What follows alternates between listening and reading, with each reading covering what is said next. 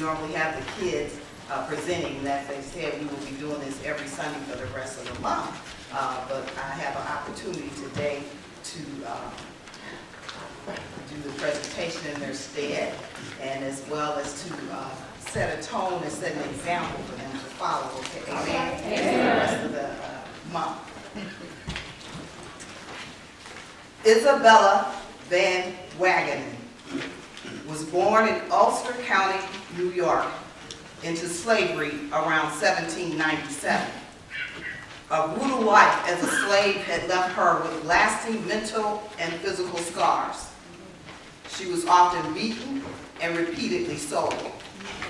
When she bore children, they were taken from her and sold.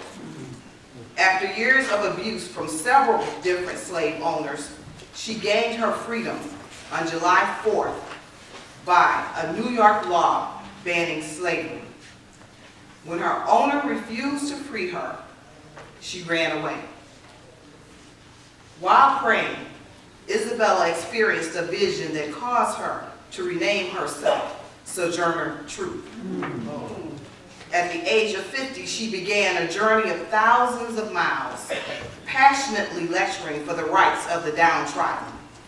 For the rest of her life, she worked tirelessly to end slavery and to help many free blacks who were suffering. In fact, her last great campaign, she fought to secure land in Kansas and Missouri for freed slaves who were living in misery on the East Coast. In 1850, with the help of Olive Gilbert, she published her life story, The Narrative of Sojourner Truth, a Northern Slave. After this, Sojourner Truth gave her famous "Ain't I a Woman" speech at the 1851 National Women's Rights Convention in Akron, Ohio. She continued to work until her death, around 90. And in 1986, she was honored by being the 9th Black Heritage Stamp person existing. This is a copy of the stamp. Now this speech that she gave, there's no formal record of the speech, only the minutes of Francis Cage, who was the president at the time of the meeting. This is the accounting of that meeting. Several ministers attended the second day of the Women's Rights Convention and were not shy in voicing their opinion of the man's superiority over women. One claimed superior intellect. One spoke of the manhood of Christ. And still another referred to the sin of our first mother. Suddenly, Sojourner Truth rose from her seat in the corner of the church. "For God's sake, Mrs. Cage, don't let her speak." Half a dozen women whispered loudly, fearing that their cause would be mixed up with abolition. Sojourner walked to the podium slowly, took off her sunbonnet. Her 6-foot frame towered over the audience. She began to speak. "Well, children, when there is so much racket, there must be something going on. Something out of kilter.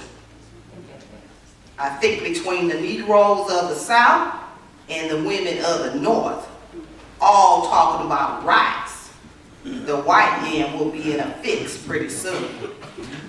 But what's all this talking about?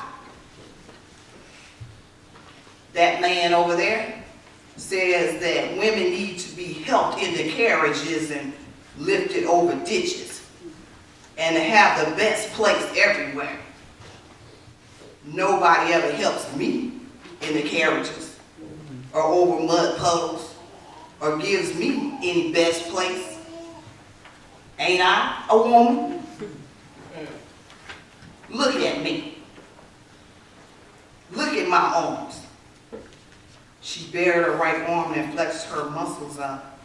"I've plowed, I've planted, and I've gathered in barns, and no man could head me. Ain't I a woman? I can work as much and eat as much as any man when I could get it, and bear the lash as well.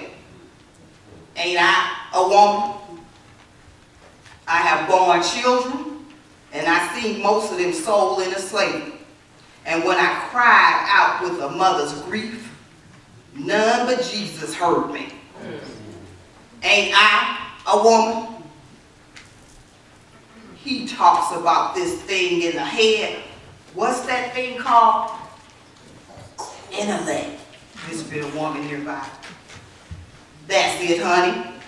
What's intellect got to do with the woman's rights or black folks' rights?